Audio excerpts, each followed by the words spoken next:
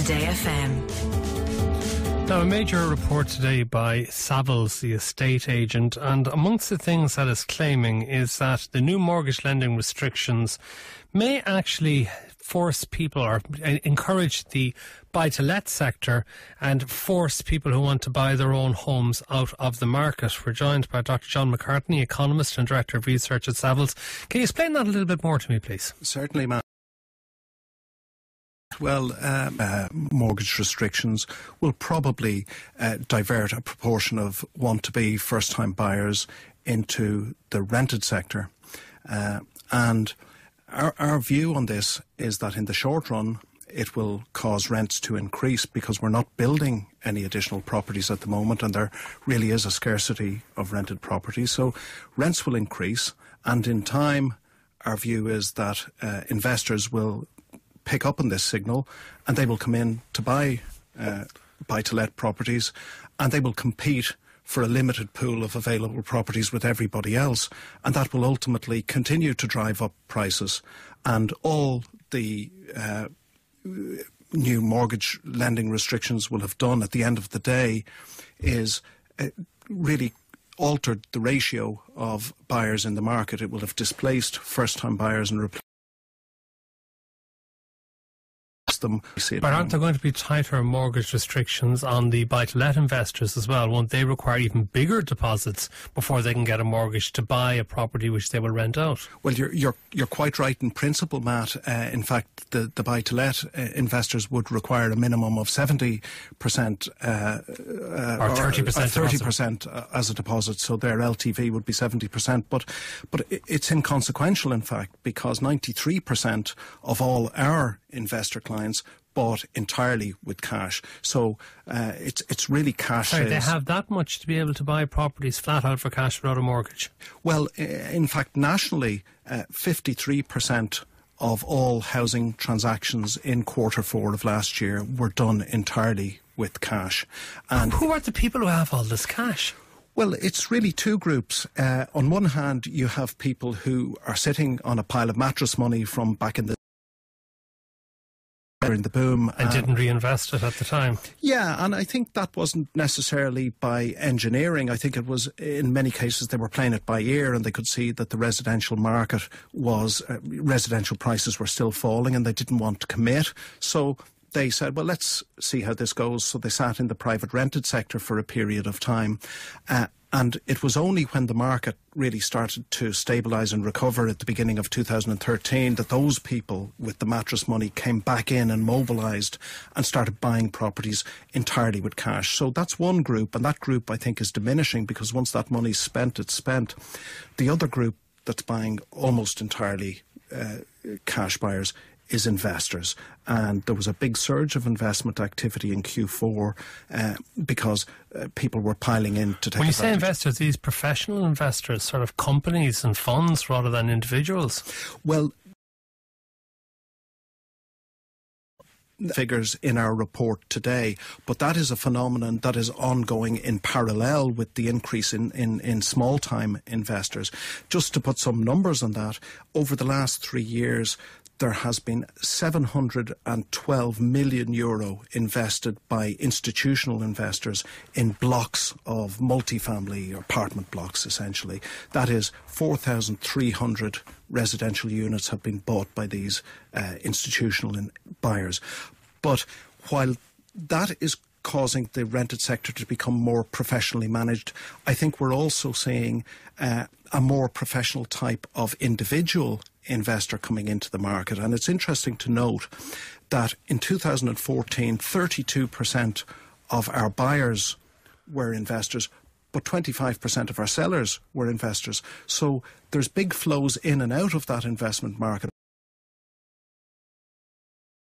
The people that bought in during the boom, the opportunistic amateur investors, have had enough of that, and they realise the hard work involved. They realise that there are costs that mightn't have banked on when they got involved, and they're now moving away and they're being replaced by a new breed of more yield-driven, professional, individual investors. This does not sound like good news for people who want to buy their own first home and who are finding it hard to afford it or hard to get the mortgage.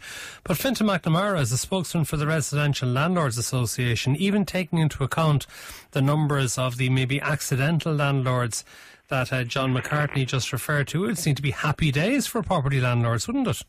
Well, I don't agree at all with what John has said. Well, some of the stuff he said I would agree with, like the mattress money, etc., coming out now to buy property. But bear in mind, there are about 15,000 buy-to-let investment properties in mortgage arrears of over 2 years. And the banks have only sitting there hoping the property prices will rise further. I'm intrigued by the press release which says a new breed of more professionally yield-driven investors is replacing the accidental landlords and flooding the market. I don't see evidence. I mean, John says there are 4,000 investors of these corporate investors coming in, but that's in a market where there are in excess of 300,000 units of accommodation. So it's only a fraction of the portion. Now, once they dip their toe in the water, they're going to soon reach harsh reality because the yields on residential investment now are negligible. 60% in excess of it goes on taxation, massively increased burden of taxation. Another 30 to 40% goes on servicing debt or on operating costs. In fact, a recent report said that landlords, in order to get some decent return or to cover their overheads, would need rental increases of in excess of 25%. And that has certainly not happened. There have been increases 10 to 15%. Even seasoned landlords, what I would call professional landlords, who've been operating in this country for decades, who have substantial property portfolios, are not going to increase their portfolios because of the very negative climate in the rental market at the moment.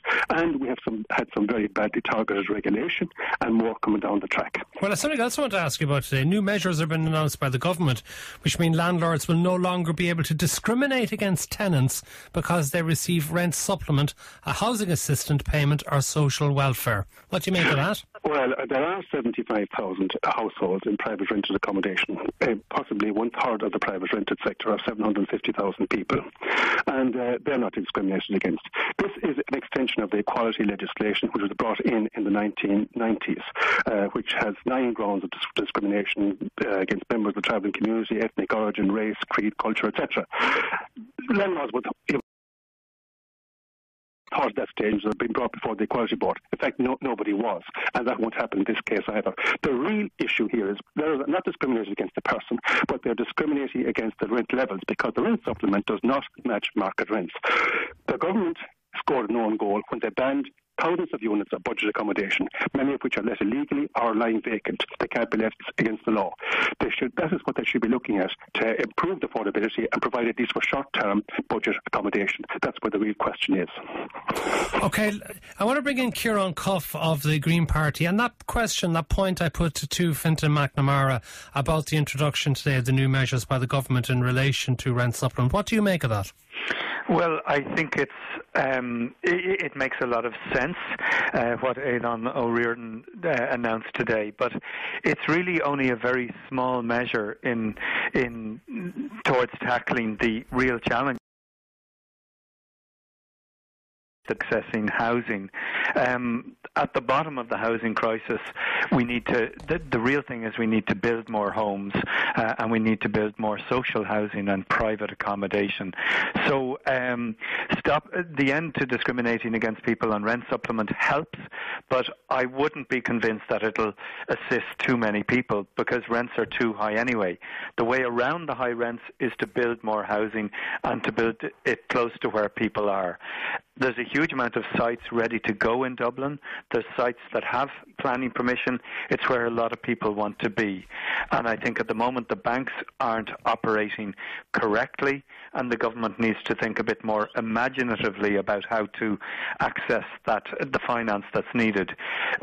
In the Green Party, we'd suggest we need to use semi-state pension funds. And it's crazy that, for instance, CIE is sitting on but most of those funds are being invested abroad in the UK market. Why can't we ensure that maybe 25% or 30% of that money goes into providing housing. What we need is a steady state of provision of housing, and I think we could use semi-state pension funds as part of that.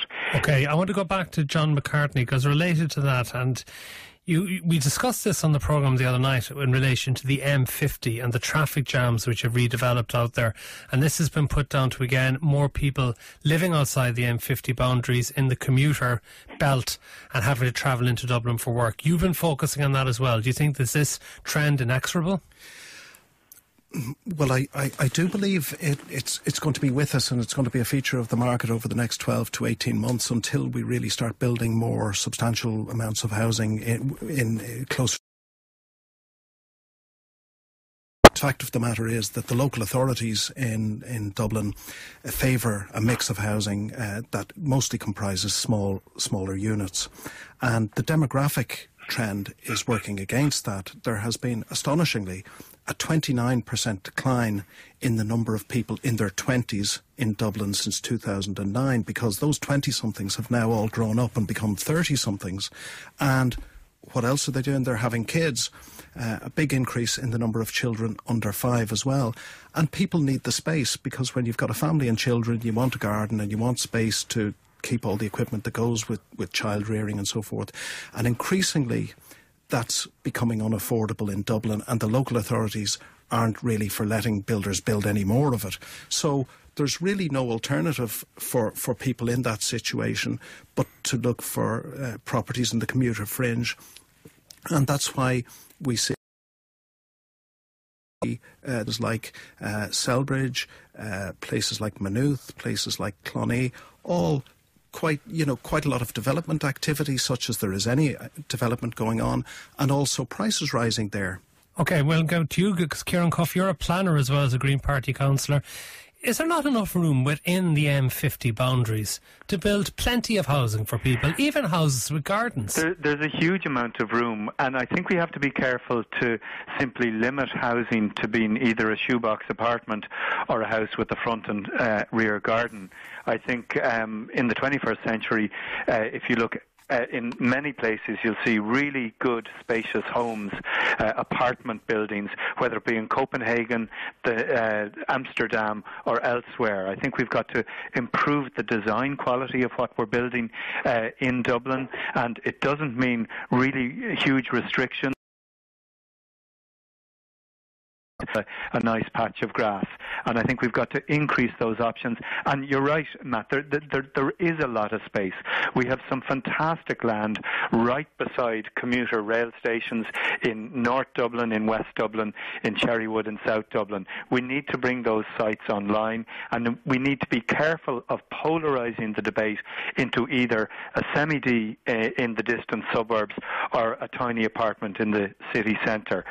Ronan Lyons has also raised this issue. I think we've got to look imaginatively at our development plans, maybe get rid of the requirement for underground car parking, which can increase the cost of a site by 20 or 30,000. Look at different ways of producing really good housing within the M50. And as I said earlier, Matt, we've got to release more funding. It could be pension funds, it could be credit unions, it could be some of the sites that local authorities themselves it up. So we've got to look at all of those options, and I certainly think we can provide housing for tens of thousands of young families within the M50. Thank you very much. Kieran Coughlan of the Green Party, Fintan McNamara from the Landlords Association, and also Dr. John McCartney from Savills, the estate agent. We're back after this. Today FM, traffic and travel.